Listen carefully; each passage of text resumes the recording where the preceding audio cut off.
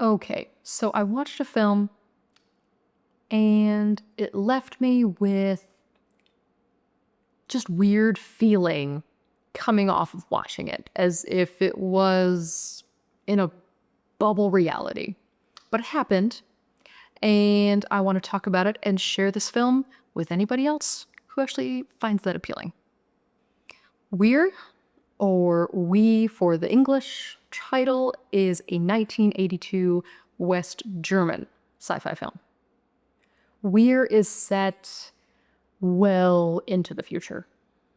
It has hit this point where there's no more nations. On Earth, it is only the one state. And that is what it calls itself, the one state. All people, citizens on the globe fall within this specific one group, nation, collective, whatever you like to call it. It is effectively a unified Earth. The one state has been in effect for 1,000 years as of the start of the film. A conflict that is only referred to as the 60 Minutes War is apparently the revolt that led to the creation of the one state in the past. The structure of this future thought society is based on mathematical precision and the optimization of human output for the good of society. No one has names anymore. There are only designations. All people in this future point also live in these clear glass structures, working and living in them, and privacy is all but eliminated. Each day has a personal hour, which seems to mostly be used for exercise that everyone does in unison.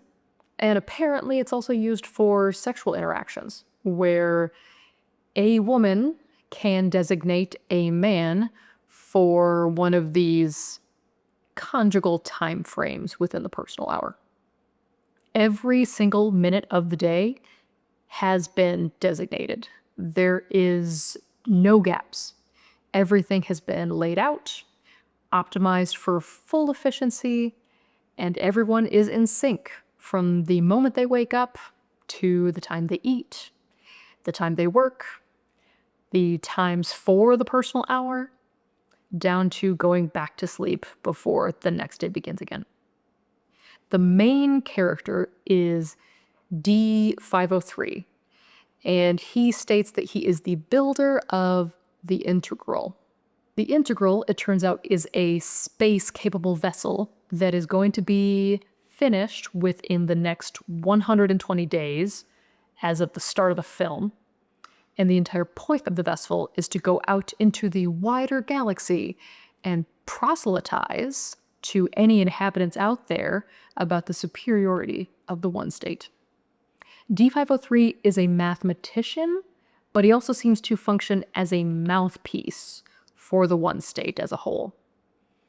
The film opens up to D503 monologuing, essentially, recording the upcoming completion of the Integral to go out into the universe and urging all other numbers, which is how they refer to people now, to compose works that could help to convince these unknown people in the wider universe and bring them over to the ideals of the one state.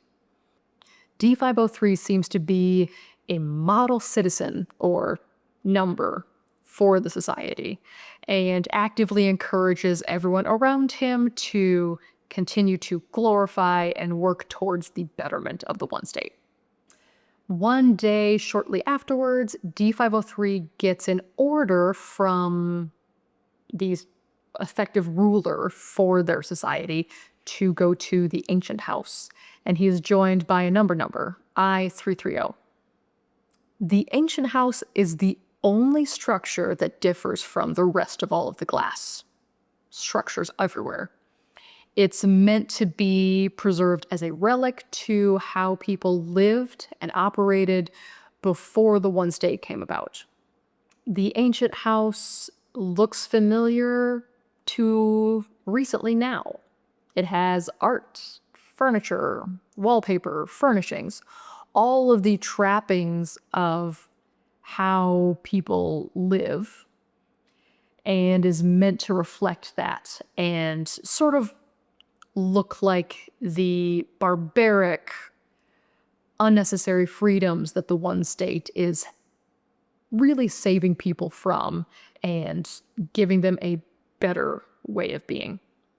When they are there at the ancient house, I-330 speaks of those earlier times, and she seems to view them fondly, which really only unsettles D503. He's left feeling disquieted at her reminiscing and almost longing for that earlier disorganization, unstructured freedom, which is frowned upon by this point. Time continues to pass, and D503 is still functioning as this mouthpiece, recording messages to go out to numbers everywhere, extolling the one state and the integral. But I-330 continues to visit him and bring up these different notions of the before times, and he starts to question the ideals of their society. I'll leave it at that for now. So, should this be something you want to watch, the main element of the movie is not spoiled for you. What type of sci-fi is this? It's certainly drama. Weir showcases this very strict, hypothetical structure that a future society could fall into or purposely go for. The film is actually an adaptation of a 1921 Soviet novel. I don't know how to read Cyrillic, but the English translation is also "we," and it was written by Yevgeny Zamyatin. I apologize, long dead author, for doubtlessly butchering your name. Regardless, the film is an adaptation of this novel that came out about 60 years prior. The novel was actually the first to be banned by the Soviet censorship board, and is also considered to be one of the grandfathers of the genre of dystopian future. When this novel came out in the 1920s, and the early state at that point of the Soviet Union took this as a very problematic piece of literature. It was openly criticizing through allegory their society and their setup. And so after it was banned, the author somehow arranged for it to be smuggled out of the Soviet Union and published further into the West. I believe it made its way somehow to New York City and was published through a publishing house there. As if the novel wasn't already deemed problematic enough, it had already been banned before being smuggled out. So whoever and the higher-ups of the Soviet Union finding out that it was successfully published elsewhere and was actually gaining success, and that brought more eyes on how the Soviet Union operates, it led to an outroar, absolute fervor over this author and what he was doing to destabilize the Soviet Union. Due to all of the pressure and the difficulties, and quite honestly, the author was already a known political dissident prior to the novel coming out, he eventually requested and was approved to leave the country, never to return.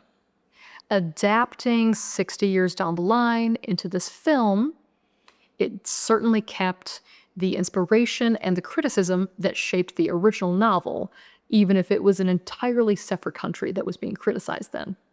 There is an area where the numbers or people live that seems to have a boundary known simply as the Wall. It felt a little on the nose considering West Germany having that Berlin Wall at the time this film was happening. But after looking into it, it actually was an element from the novel, not something they brought in.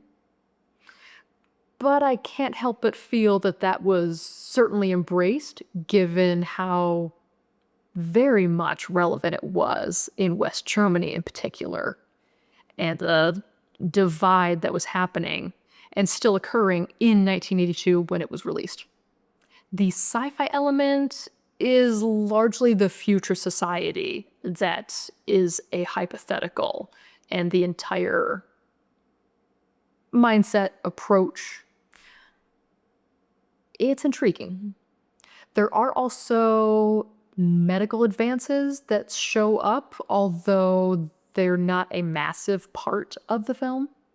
Also, presumably, the idea that you could successfully make glass structures that are sturdy enough for hundreds of people to live and work in seems to imply some level of advancement as far as chemical composition, manufacturing. We are clearly not at that point right now, but with this being set 1,000 years ahead, that seems fairly doable by that stage. And of course, there's also the spaceship that is being planned to launch into the vast reaches of space, which we have no timeline on that currently to do. Overall, though, it's the societal structures that have the largest impact, and sci-fi in a more soft sense for anyone who views things with hard sci-fi versus soft. It's conceptual. I found Weird to be a puzzling watch. For all the speaking and recording that D503 does throughout the film to engage numbers and really serving as exposition as well, the setup for the society does presuppose certain knowledge. For instance, they reference Taylor exercises, and there's mention of how Taylor is a genius among the agents. It took some digging to learn that Taylor is referencing an actual person, Frederick Winslow Taylor. Taylor was the pioneer of scientific management, a theory about analyzing and synthesizing workflows. It's also referred to as Taylorism, and in the real world, it ended up heavily influencing particularly manufacturing industries in the late 1800s going into the 1900s. And frankly, it looks as though these theories have been almost baked into other industries in the decades since then. So even though it has fallen out of favor, the tenets still seem to have been retained and kept as far as underpinning capitalism, approach to company structures, and overall productivity. And I gotta say, if a Russian author heard about Taylorism enough to have a completed novel that talked about it, because this was in the novel as well, then Taylorism must have spread further than just this one particular person working and residing and doing this just in the US. As far as I can tell, he didn't travel, but then the US was becoming a bit of a behemoth in certain industries around that time frame, and clearly it spread and gained influence elsewhere. Regardless, for the film, these kinds of references are just casually tossed out. And I wonder about how accessible they were, how understood they were by the 80s time frame, especially when this was outside of the US and not in the heyday of Taylorism either. It's not really easy to investigate, but I find myself curious. It made for a society that we see like glimpses of as far as the structures and specifics, but it still ended up feeling a little hazy and vague. It could also be That sort of common feeling that can come from adapting something written into a film, and elements are cut to keep the film running, but then there can feel like there's gaps in maybe the world layout, certain things that would have been better fleshed out in the book and sacrificed for the sake of keeping the film on track.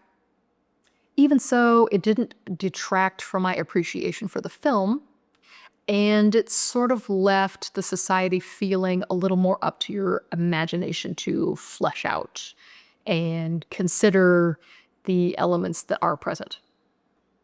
A society built on precision, sourced from mathematics, and optimizing human capacity and output. It's an intriguing concept, if perhaps boring in execution, but that's sort of the point. It's a reliable way of life that no one has to wonder what is coming next or what the plan is. There aren't worries about future potential or what you're going to do when you become an adult. It's laid out and everyone has been already optimized and planned for.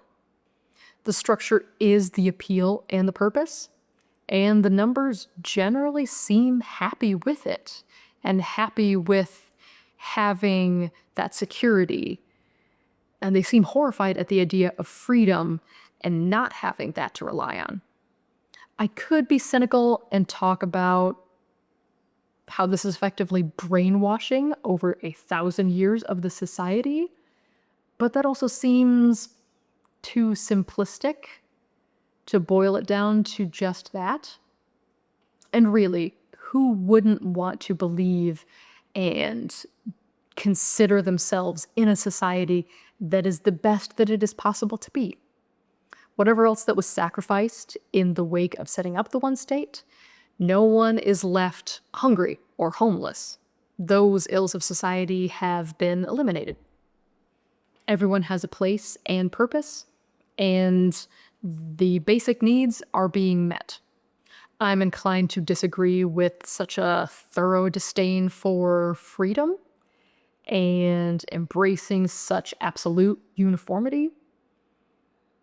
Nevertheless, social ills have been eliminated in this society, and we have not succeeded with that for all of the ideals we hold now. I can't say I like the world of the one state and how it is presented, and it still doesn't keep it from being an interesting thought experiment on where humanity could go in the wake of turning away from violence and problems that we are still facing to this day, despite the advances we have currently. Where can you find Weir? It's actually on YouTube with embedded English subtitles.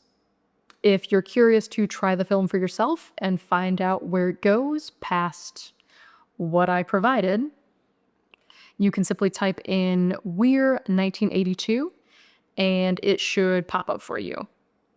It has been uploaded for the last 10 years, I believe. So if it hasn't been taken down, it's probably going to be there for a good long while yet. The sci-fi journey will continue. After all, Seawall is driven by the love of sci-fi and where it goes. So, see you soon.